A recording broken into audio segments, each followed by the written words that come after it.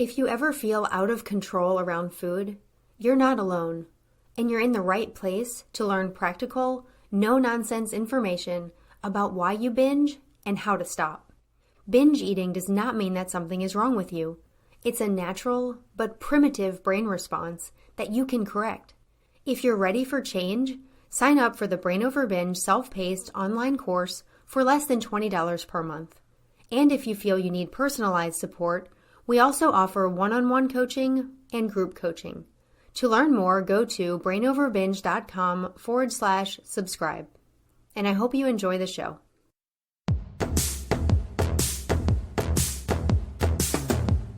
Welcome to the Brain Over Binge podcast, where you learn a simple, brain-based approach to ending binge eating.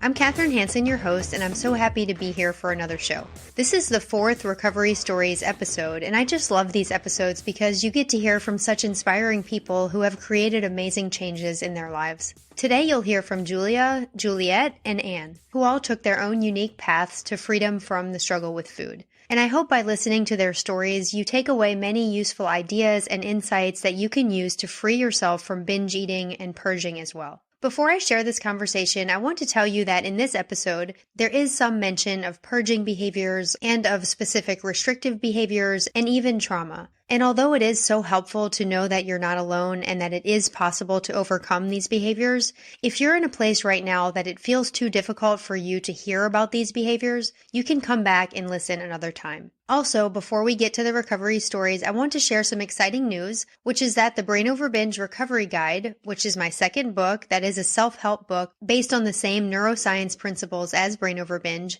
is now available as an audiobook. You can get it on Audible, but because it's so new, it's not coming up in all of the search results yet. But if you have any trouble finding it, I've put a link in the show description. I narrated both the Brain Over Binge Recovery Guide audiobook, which I'm talking about now, and also the second edition of Brain Over Binge this spring and this summer in a recording studio. And I'm so excited to have my books in my own voice.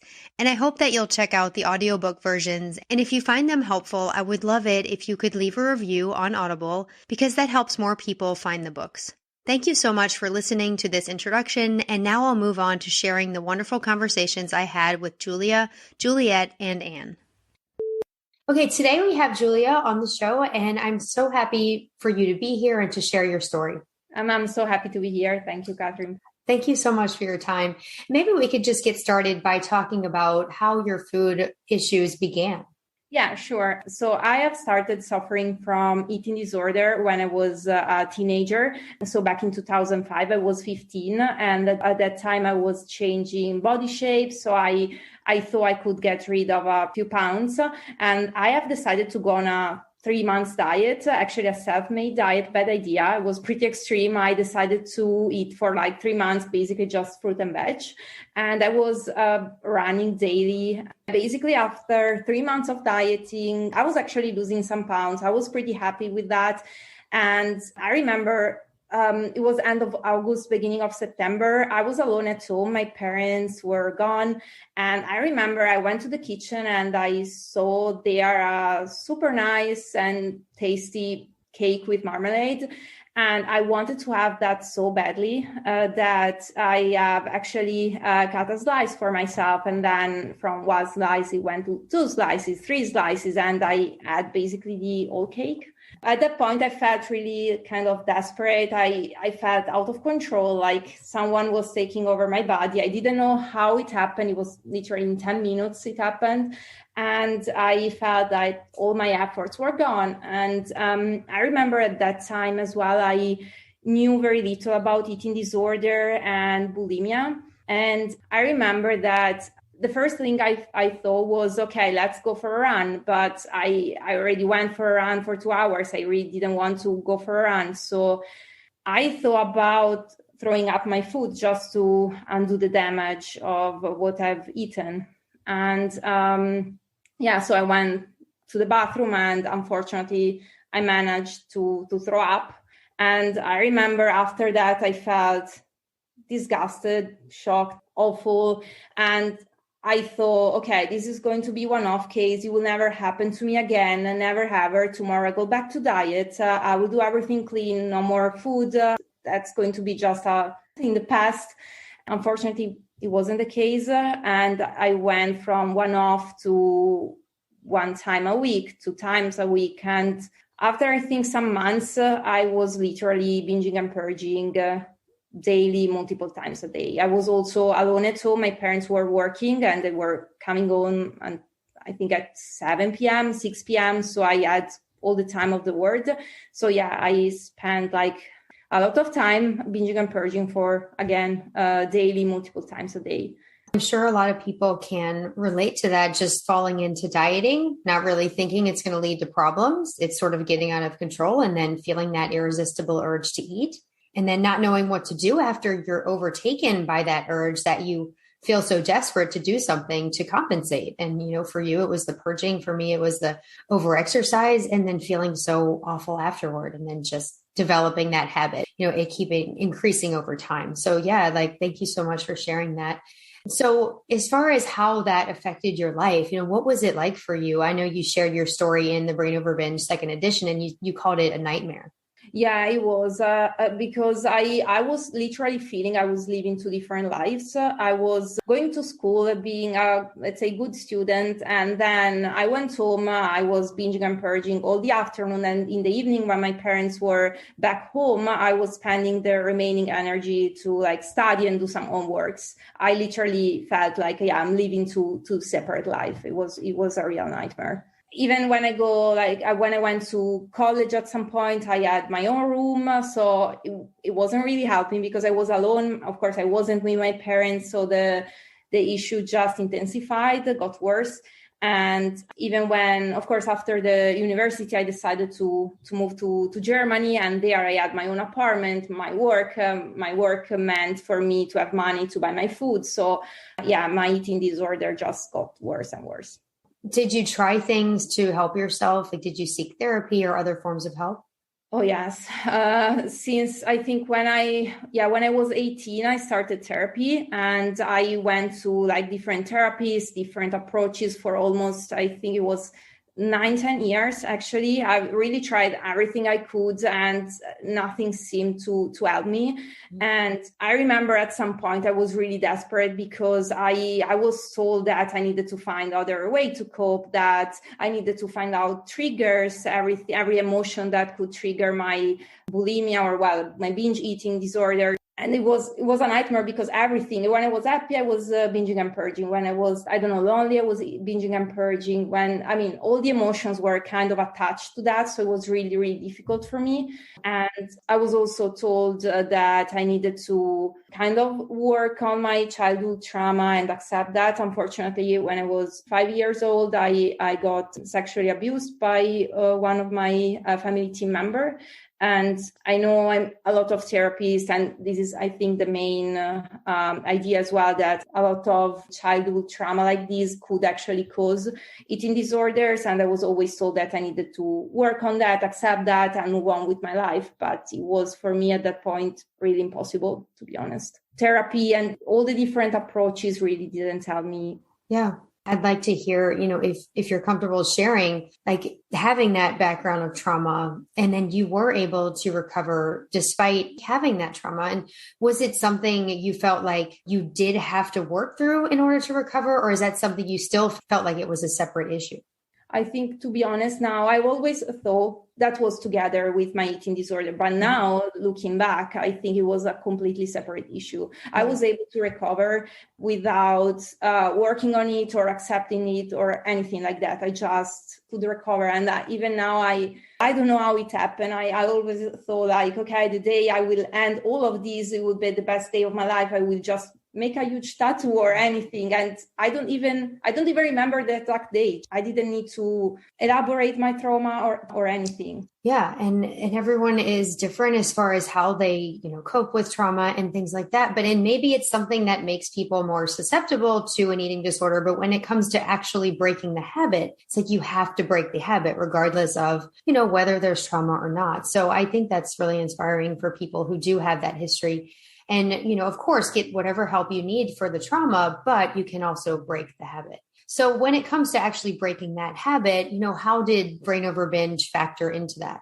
So it helped me so much. I'll try to keep it brief, but I remember I think it was probably end of 2020 or beginning 2021. At that point, I had quit therapy and I was pretty desperate. I was laying on my bed. I was taking a look at some self-improvement YouTube videos. And I remember in the suggestions, there was a guy talking about his binge eating disorders. And I just clicked on the YouTube episode, and he was actually talking about his experience. And he told that your book actually saved his life. I was, first of all, very skeptical about that because I've tried so many approaches and different things. I was very, very skeptical and but also curious. So I've actually Googled you and I've found first your podcast. And I've listened to your podcast in really few days. It made so much sense and it was so resonating with me. And I think, first of all, of course, the podcast was coming from a person who went through the same I was going through and who managed to end her binge eating disorder, which was super, super inspiring to me. And second of all, I think I kind of gained the idea that I was actually I had the power to end that, because at some point with therapy, I was kind of justified. I was like, okay, I have a disease. It's not my fault. I'll just do that. And after your podcast, I really felt so empowered, like, okay, I have the power actually to do something. I can do something about that. And after that, I've both of your books. Your stories really was super, super inspiring to me. And your second book actually helped me in the sense that I kind of understand how all my thoughts were just thoughts at the end. And I remember I think it was kind of 3 months period, I went from binging and purging daily, multiple times a day, to binging and purging once in a week, which was an amazing and huge accomplishment for me. To be honest, it was kind of a miracle. I'm honest. I didn't expect that at all. And after 3 months, I kind of then got stuck because I've tried so bad and I couldn't seem to get over that. It was always like once in a week and I kind of got stuck. And then I remember I've listened to one of your new podcast episodes and you were referring to a summer group you were offering. So I was, again, very skeptical. I'm a very skeptical person because I didn't think that actually summer group could benefit me because I'm very shy. It's very difficult for me like to talk with people, to ask questions. But I decided to try because, of course, your approach benefited me in so many ways. So I really tried and I applied for that. And to be honest, that was the best thing of my life. I have met so many inspiring, talented, unique women. They were all different, but we were all kind of the same together with a common issue. I felt heard.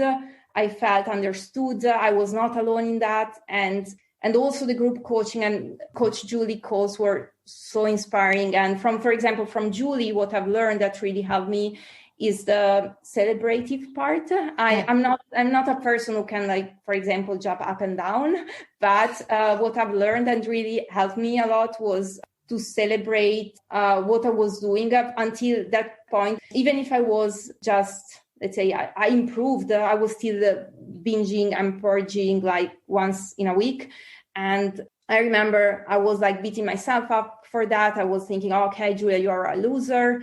But with Coach Giulia approach, I was like thinking, okay, let's think about Giulia. I'm so proud of you. You managed to not to binge and purge for 7 days in a row. That's amazing. Really, I've tried really to be more proud of myself instead of just beating myself up for one time. And I've also learned during the summer group that actually was, I think, key for me, that I was the eating adequately part. To be honest, I think a lot of people put so much focus on the dismissing urges part because at the end is what everyone would like to get rid of. But the eating adequately part felt a bit in the background for me. I didn't realize it was actually an issue. I thought, okay, I'm actually eating fine. I'm eating like enough.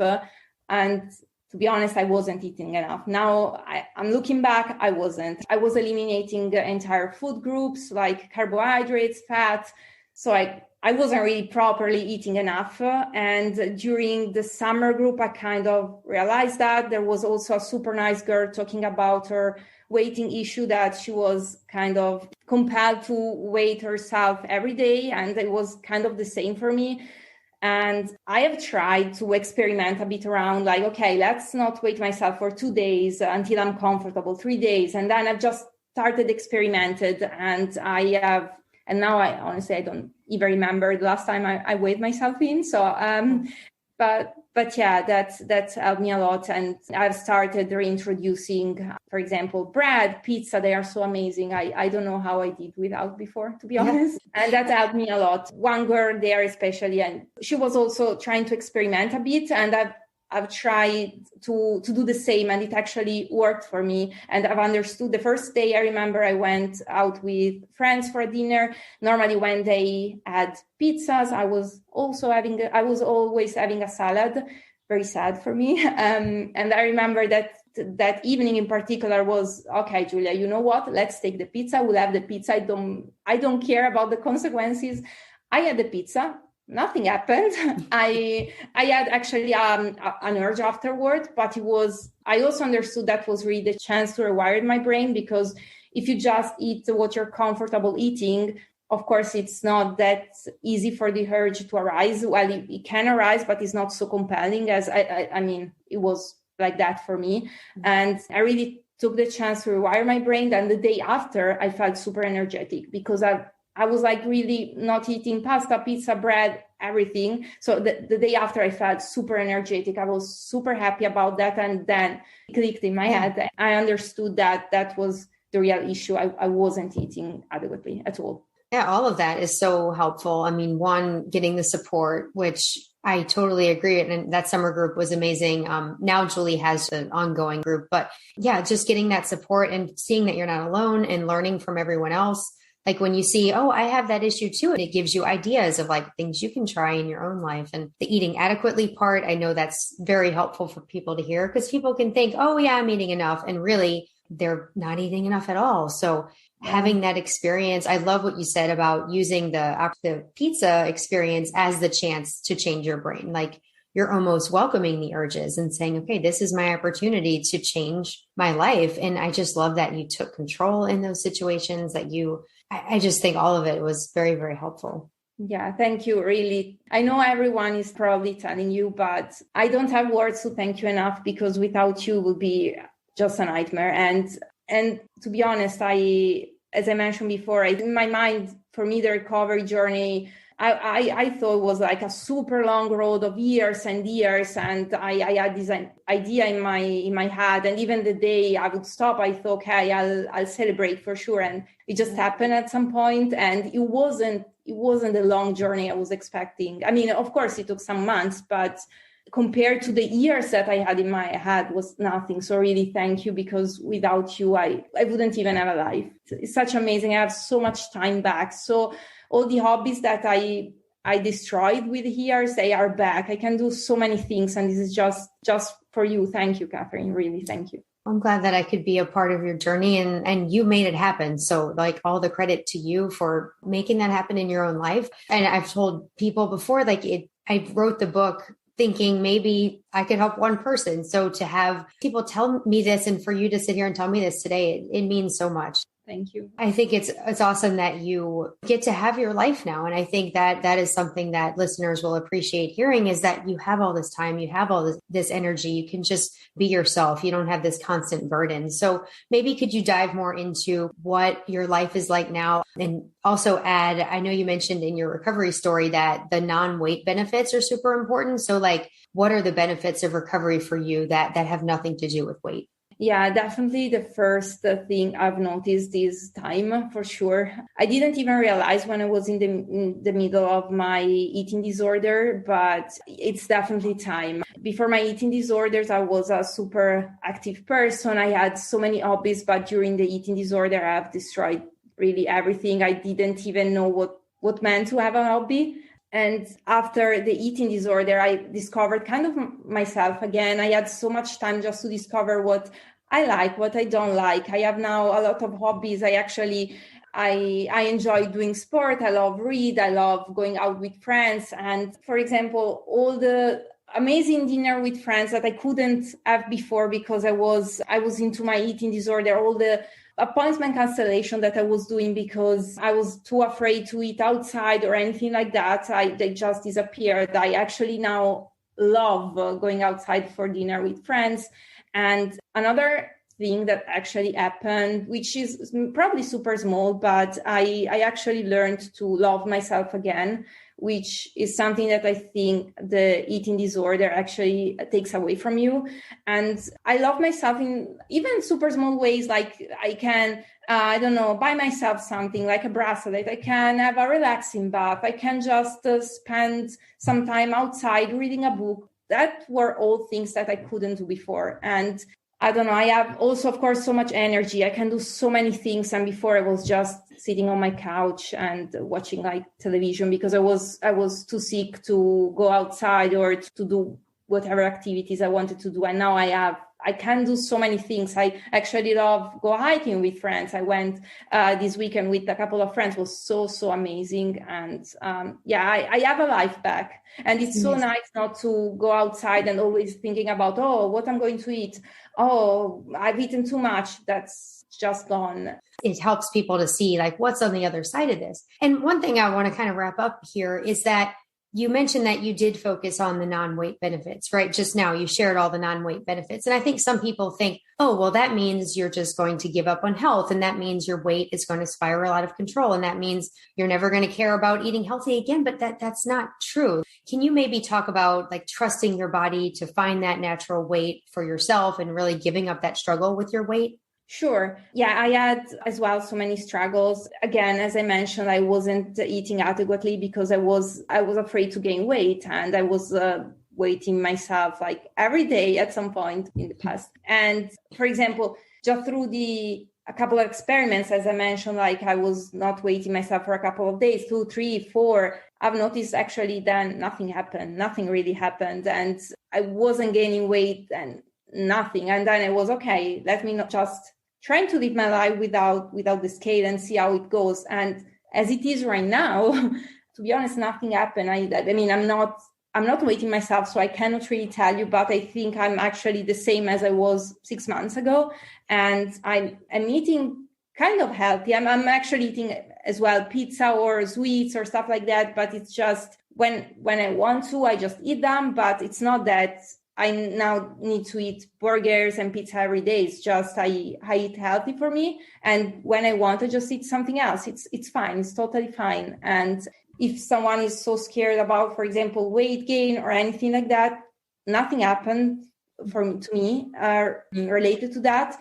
But when I was binging and purging, actually it was much, much more heavier. Yeah. And that's a similar, like I can relate to that as well. And I think it's the fear that if you give up the control and you give up the struggle around your weight, that your weight is going to spiral out of control, when really it's kind of the opposite, that when you nourish your body, when you give your body what it needs, when you give up the struggle with binging, your body can find its natural weight. And for most binge eaters, that's actually less than what it is when you're binging and purging, because that is what is causing, you to be over your natural weight. So I appreciate you diving into that a little with me, because I know that's a lot of fear that people have about recovery, and when really it's not something to be afraid of. Yeah, no, not at all. It's just I think it needs at some point to click in your head and just try to experiment, because I was super afraid. Yeah, that was my biggest probably fear about gaining weight. And if you're really, really super afraid, what worked with me is just to experiment a little bit. And when you see nothing happens, then you can just go and live your life. Yeah, totally. I love that. And thank you so much, Giulia, for joining me today. I love this conversation, and I think it's really going to help others too. Thank you so much for having me and for everything that you have done for me. It was an incredible journey. Thanks to you and Coach Julie. You're both amazing people. Thank you for helping me. And if I can live my life fully, it's just because of you too. Well, thank you, Juliet, for coming on the show today to talk about your recovery journey. Great. I couldn't be happier, to be honest with you. I appreciate you sharing your story in the second edition of my book as well, in Brain Over Binge. And from that story that you shared, it seems like this kind of started at a young age. I mean, maybe not like in full-blown eating disorder, but that sort of preoccupation with food. Yes, it did. I came from a family where everybody in my household loved food. My parents were a little bit overweight, and I was an overweight child. And I started dieting at the age of 9, and they were unsuccessful diets, unfortunately. And through my senior school years, I kind of grew larger and larger. So I was kind of battling that mindset of eating too much, then restricting my eating. And that went on and on, really. So I kind of developed a disordered relationship with food at a young age, I think. So, yes. Yeah. When did sort of the binging factor in? In terms of binging, because I look at it in two ways. I mean, we can all overeat, can't we? I mean, I took that from your book as well, that it's not a problem to sometimes eat 2 portions of dessert, for example. But binging to me is when you go to the shop and you buy excessive amounts of food and then come home and eat it secretly. So that was something that happened later in life for me. But that actually happened once I kind of successfully lost all of my weight, but I hadn't really healed my brain. So I thought, okay, I've lost the weight, but I still have this desire to binge. And I don't know how I'm going to cope with that, because what I can't do is go back to being overweight. So I'm going to have to find a way to feed this urge. But then, and that's obviously for me when the bulimia started, because I thought, oh no, I've put it in me and I can't keep it in me, so that's what created that monster. And that's when the purging started, like self-induced vomiting? Yes. Yeah. Yes, because I didn't have any other way I didn't know that there was another way of kind of getting rid of it. I know for some people it's excessive exercise, but for me it was, oh, okay, there's this. And, it was a horrible, when I look back now, I think, why on earth did you even do that? But, we all have our ways and means, don't we? But yeah, I mean, I can't tell you how pleased I am to have got where I've got to now. And I never, ever thought that I'd be having this conversation with you now, which is why I'm here today, because I want to say to people, believe me when I say there's hope, because I honestly thought I was one of the hopeless. So, yeah. Yeah, that's so inspiring. And I did not self-induce vomiting, but I did over-exercise. So I never had that struggle with self-induced vomiting as a means of purging. Yeah. So that's definitely something I think other people will be able to relate to, kind of sharing that journey. And what you said about, like, I can't believe I ever did that. I'm sure a lot of people can relate to that. But in the moment, you feel so desperate. Like, you don't know how to control the urge. You don't know how to stop the binges. No. It almost seems like a rational thing to do. And clearly, it's not. So maybe talk about that as far as kind of how you were able to give up that behavior. Did it end along with the binges? It absolutely did. I think for me, when I read your book, I was so desperate because I actually had gone to my doctor and said, I've got this eating disorder problem. Can I have some help? And they referred me to, I don't even know what they were. They were some kind of mental health specialists. Mm-hmm. And 3 people sat with me in a room. And this is another thing that I think that particularly in this country, for me, in England, they don't have enough people to help deal with this particular type of eating disorder. 3 people sat with me and asked me some questions. Are you feeling suicidal? I said, no. Are you depressed about anything or anxious? I said, no. So they sat together in a little huddle and came back and said, well, we don't think you've got a mental health problem. So what we suggest you do is go home and do some research on the internet. Wow. And I thought to myself, this was only a couple of years ago. And I thought, this is ridiculous. If that's the best they can do. Mm-hmm. So, Catherine, I did some research on the internet and I found your books. Actually, inadvertently, they helped me hugely. So I thought, this is so stupid, because my biggest concern, because I'm not an unintelligent woman, was I knew that what I was doing, even though half of me was in massive denial, was putting my internal organs at massive risk. Mm-hmm. And I did not want to have an early death because of what I was doing to myself. I also had massive amounts of shame because I wasn't happy with the choices I was making. There was the other half of me that, I had this secret thing that I could do where I could run to the shops, buy a load of food, come back, shut the curtains, indulge in this weird habit that I had that fulfilled all sorts of needs, which I now know doesn't actually fulfill any need at all. It's just habit that we do that obviously releases dopamine or whatever else it does. Yeah. All it is a habit. And that's the thing. I thought, how do I get rid of this? And then I read your book and I thought, I didn't realise it was so simple. Oh my goodness. It was like the light switched on. But I thought, and there was still a little bit of me that thought, do I trust you?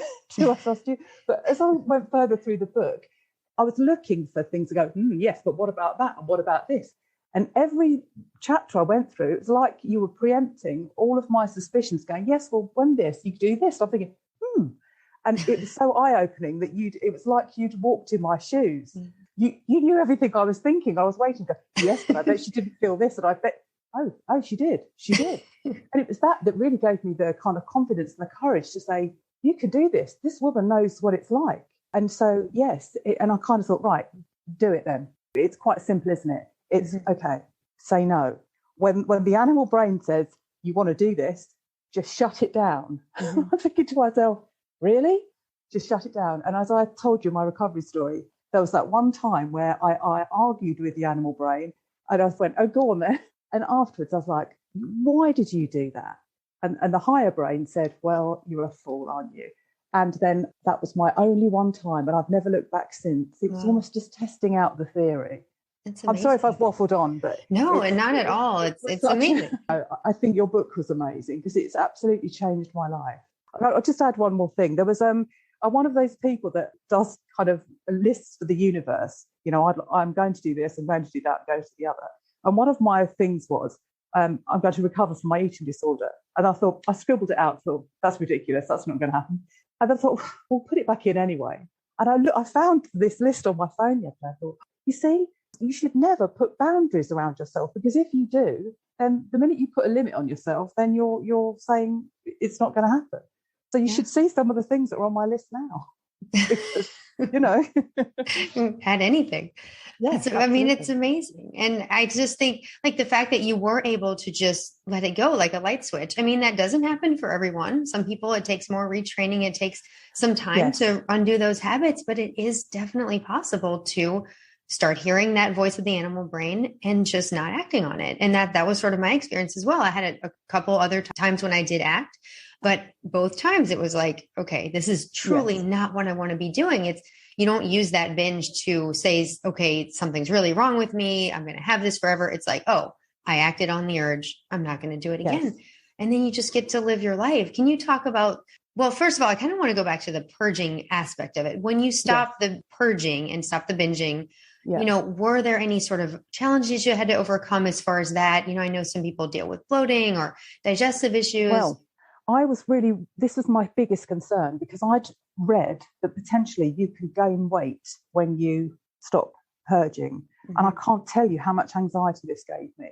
So all I actually did was I just drank lots and lots of water and I eat reasonably healthily anyway, but nothing happened at all. Yeah. So my weight has fluctuated. I mean, I weigh myself daily. I always have done. I probably always will do. Whether someone wants to say that's still, I've got an attachment to my weight, quite possibly I have. But it's much more out of a sort of scientific interest.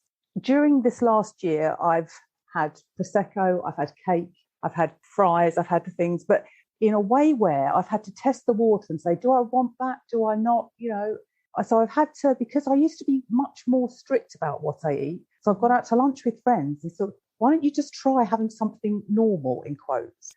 So I've kind of let the reins go, but just in a way to say, look, just foster a new relationship with food, like a, in quotes, normal person.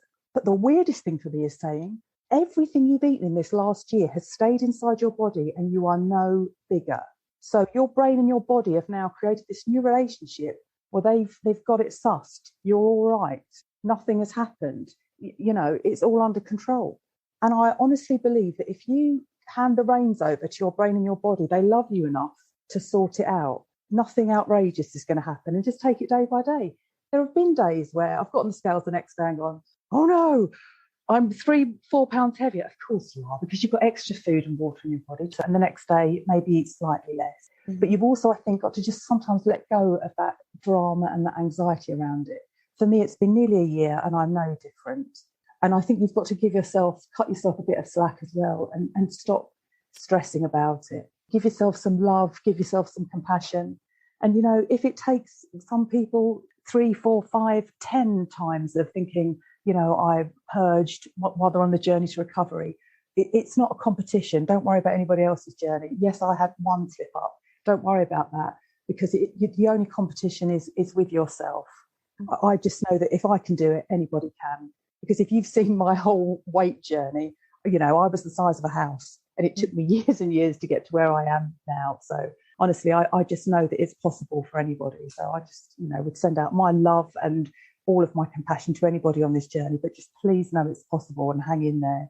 When the switch flicks for you, it would just be wonderful. Yeah. And I think that's super powerful for people to hear, because there is such a fear. There's a fear of giving up purging. There's a fear of weight gain. There's a fear. And just for you to say all that your body just has wisdom and your body will take care of it. Your body and brain will regulate. Yes. I think that's so encouraging. And obviously purging comes with risk. Like you said, you were worried about your health. And for anyone out there, get medical attention if you feel like it's obviously always get appropriate medical help, but like your body can heal and you're just living proof of that.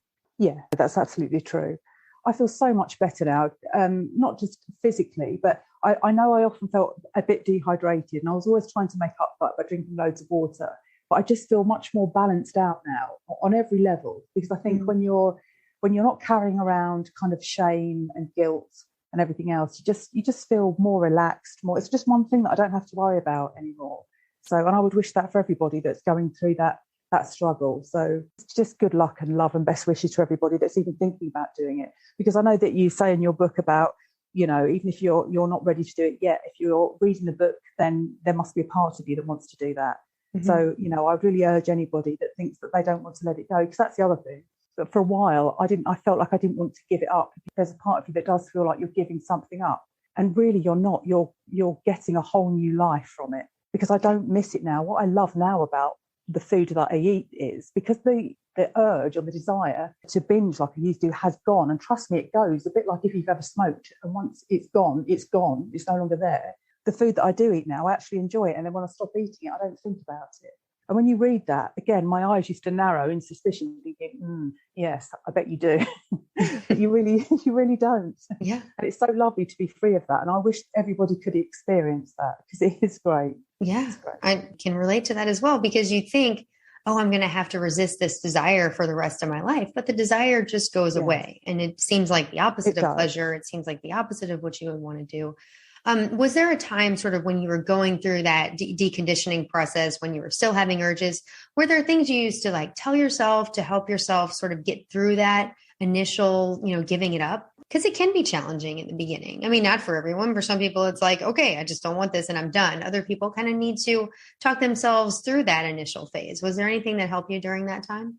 I think I felt fairly motivated, but I would often dip in and out of the book, because I felt there were kind of key points, probably. I'm trying to think what they were, but there were definitely times when maybe more in the beginning. I tell you what I did do. I used to write in my phone every day my weight and the fact that I'd achieved on a daily basis. I mean, I don't do it anymore, but definitely for the first maybe 4 or 5 months, seeing every day that I'd written down and I'd achieved it, felt that it was keeping me on track. It was probably more that. I think having a visual of the fact that I'd done it made me feel more likely to succeed.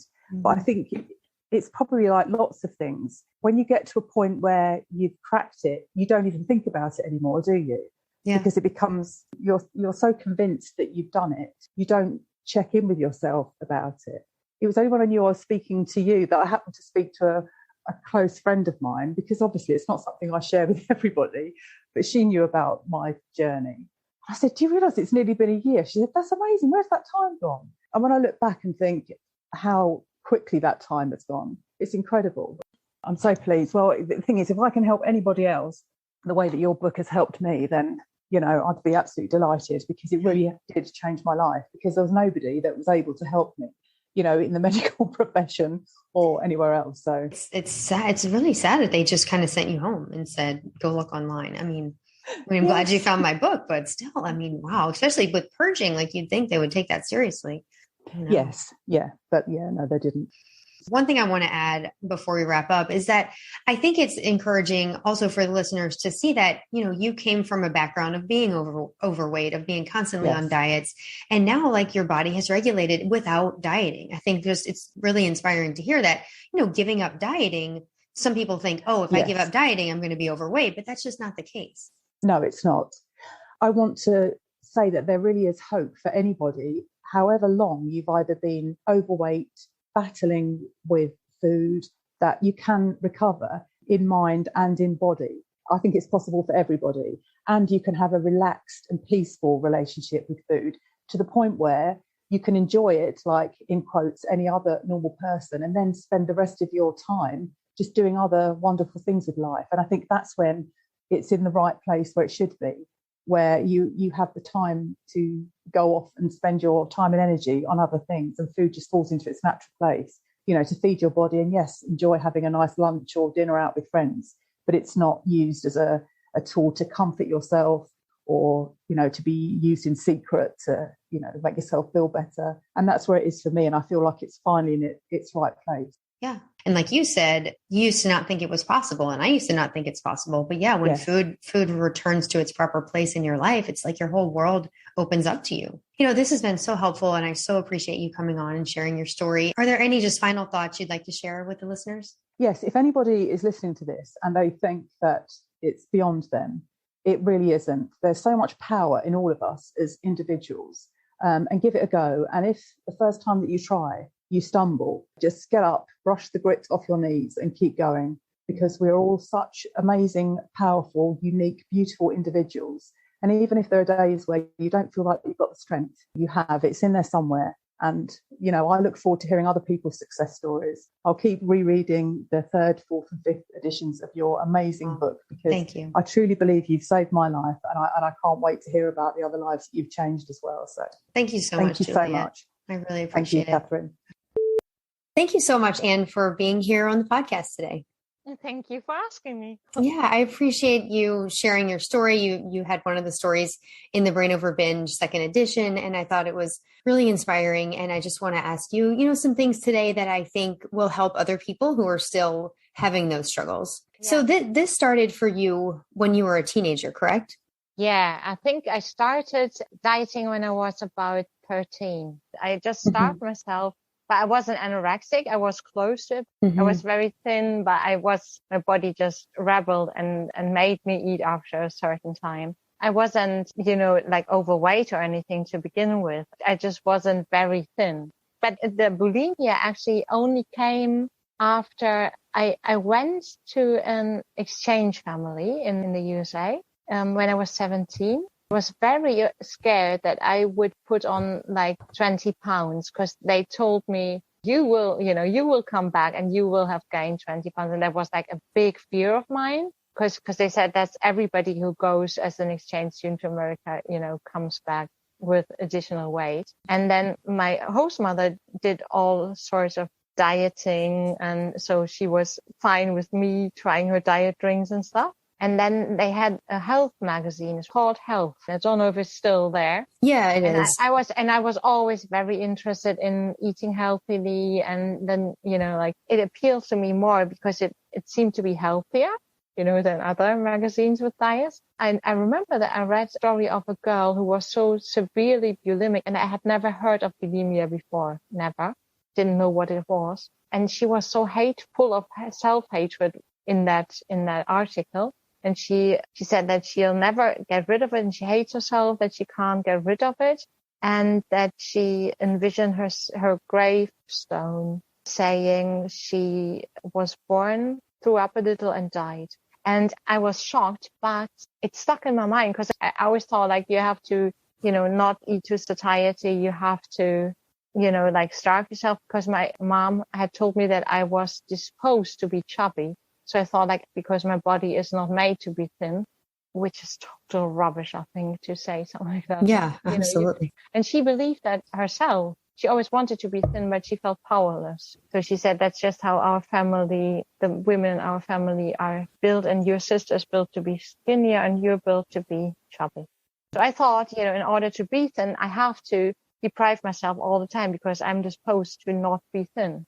And then by that time, I knew how hard it was to be hungry all the time, And I only, and I was hungry so often, and read so many cookbooks, because I just wanted to read about food because I was so hungry. Yeah, makes sense. Yeah. And then it came back to me when we were back in Germany, and I thought of it on a wedding. I was on a wedding of a cousin, and she was the bride, and she said she ate so much last night, and then she was sick at night and she threw up, and I was jealous, because I thought I had eaten too much. I was very skinny at that time. I came back from America actually having lost weight, because I was so afraid of anyway. And then I remember that article, and I know that when I came back home, that was in Belgium, and when I came back home, I just wanted to try it once, like how it felt like to actually eat like maybe ice cream, something I'd never allow myself to eat. And then, just get rid of it.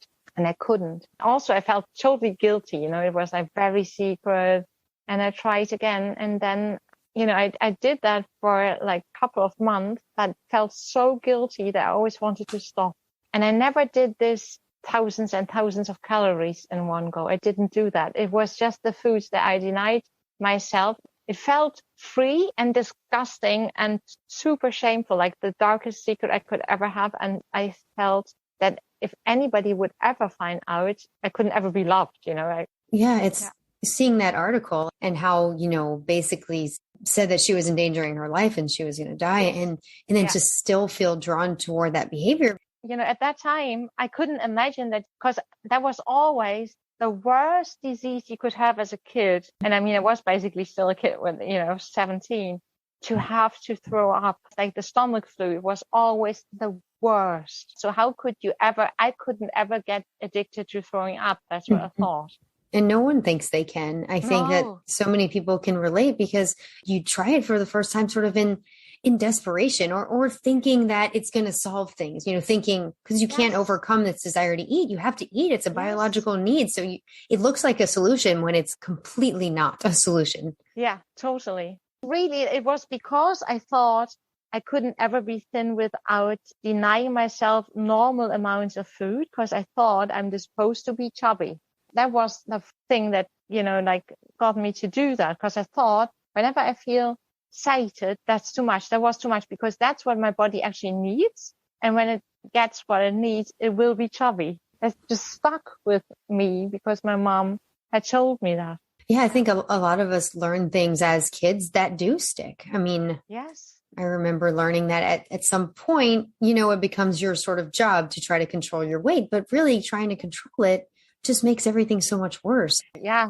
For me, I always felt, and I learned really to trust my body, even though I didn't actively have bulimia for the last decades, really like once every couple of years, I would feel like, oh God, I ate so much, I feel so sick. And then I would throw up once and I thought like, oh God, I'm bad in bulimia. And then I wouldn't do it again for years and years. But I never felt really that I could completely fully, even though I was like healthy, like I didn't do it actively, but it was always in the background, like lingering, that could come back. I didn't trust my body. I didn't fully trust my body. And your book combined with intermittent fasting and intuitive eating was like the wonder that I'm sure I won't ever go back. Exactly what you said in your book. I know now, because now I trust my body and I know what's going on in the brain.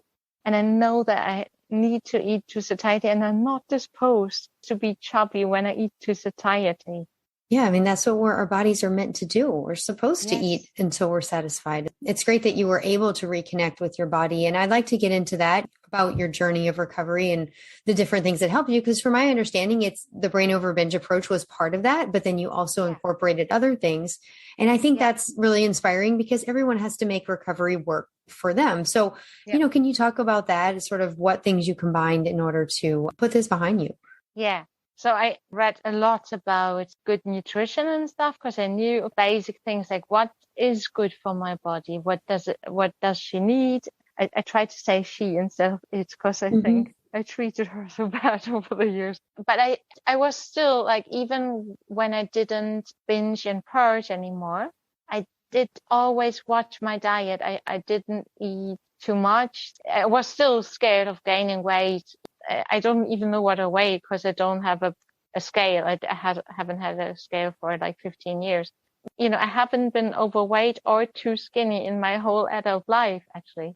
But I've always still dreaded to either fall back into disordered eating or gaining weight. The fear was always there. And so I didn't dare tell anyone. My family still doesn't know that. That's why that I'm writing on my story. Still in the editing process, because I'm scared of that.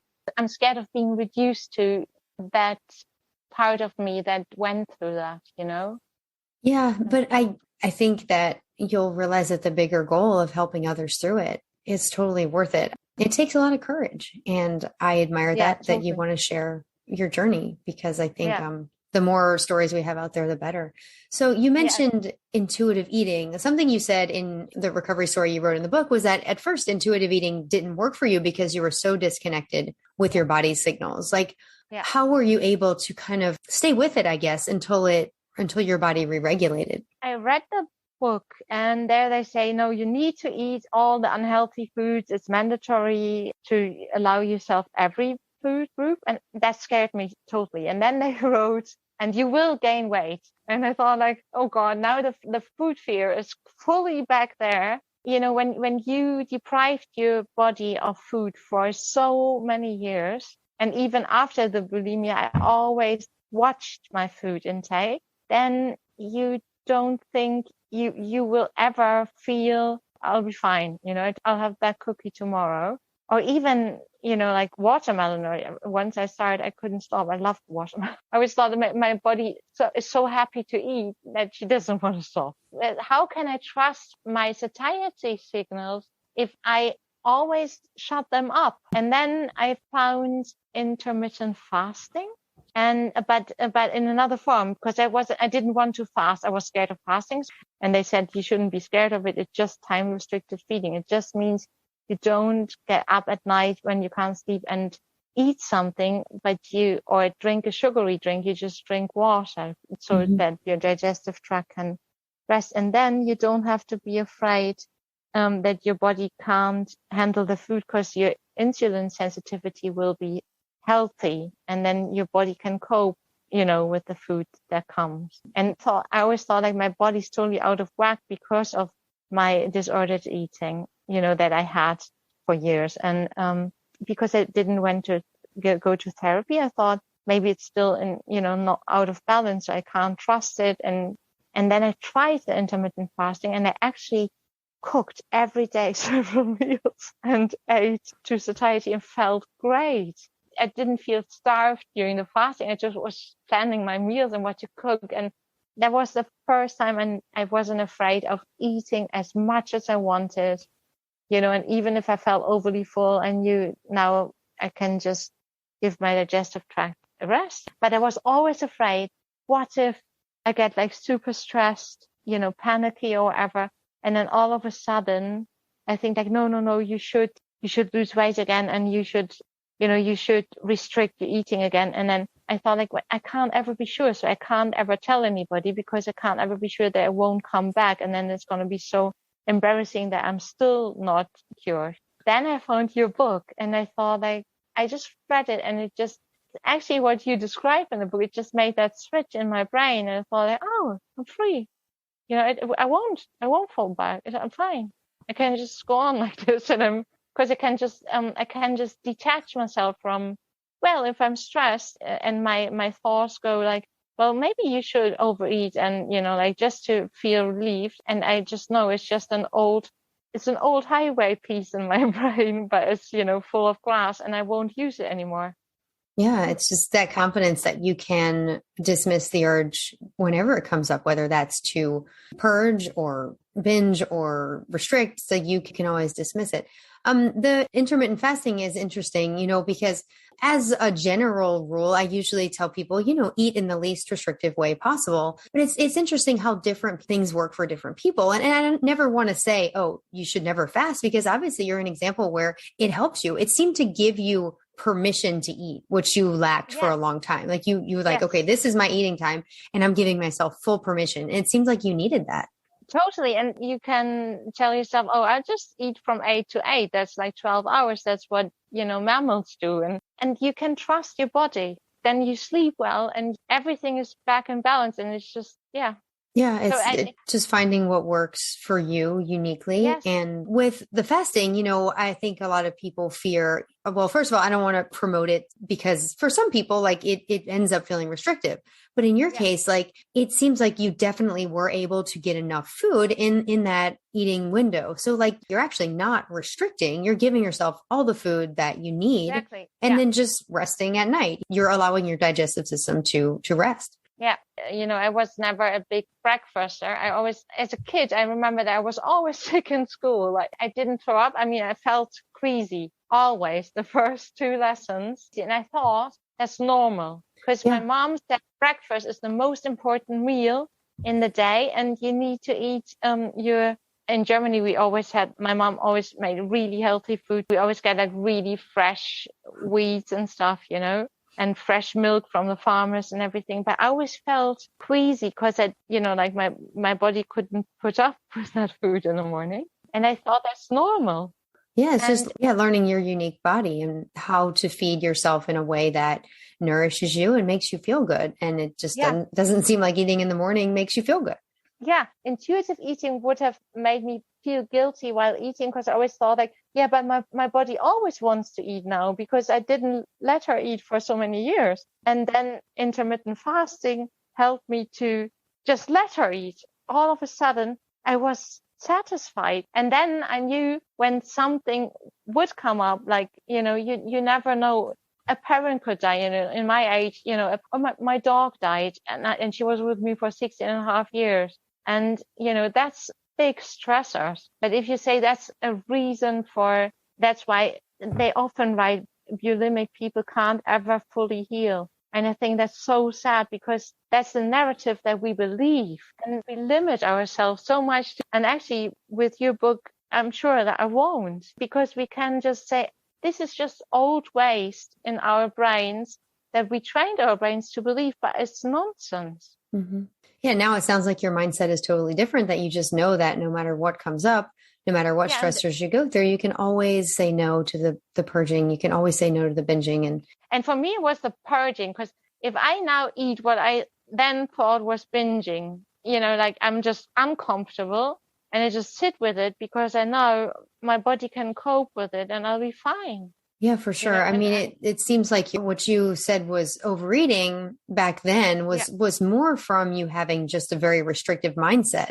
Well, it wasn't massive amounts, but I don't do that. I actually don't do that anymore because when it gets so uncomfortable, I stop before that. I can overeat on things that I love, but I don't do it to a point where I just really think like, oh God, this is so painful. Totally. And then you're not, you no longer see purging as an option, it seems like. No. Yeah.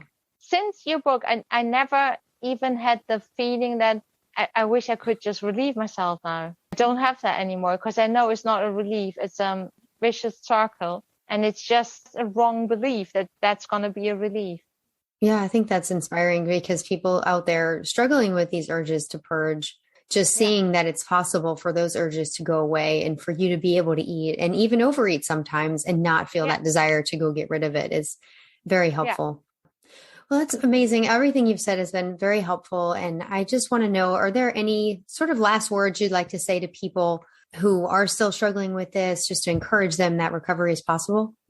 If you are as ashamed of yourself as I was when I was bulimic, you shy away from therapy.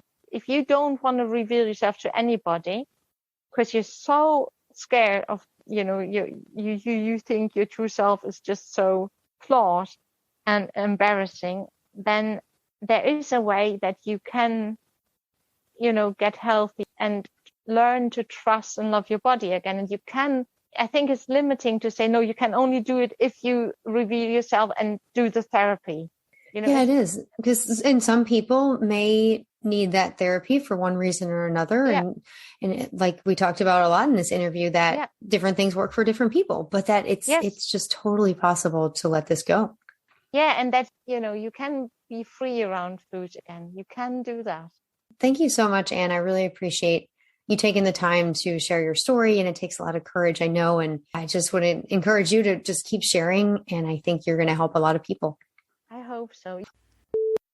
I appreciate everyone who listened today, and thank you again to these wonderful 3 women for sharing their recovery stories. I want you to know that it's absolutely possible for you to create your own recovery story. And if you need support along the way, know that you can get my course and also get group coaching or one-on-one coaching from Coach Julie. You can learn more about the self-paced online course at brainoverbinge.com/subscribe. And you can learn more about group coaching at brainoverbinge.com/group. I've also included links in the show description to these resources, as well as to the new audiobook for the Brain Over Binge Recovery Guide. Whatever resources you use in your own journey, I want you to take that next step that you feel is right for you. And I also want to encourage you and remind you that you have the power to change your brain and live a binge-free life. The Brain Over Binge podcast is produced and recorded by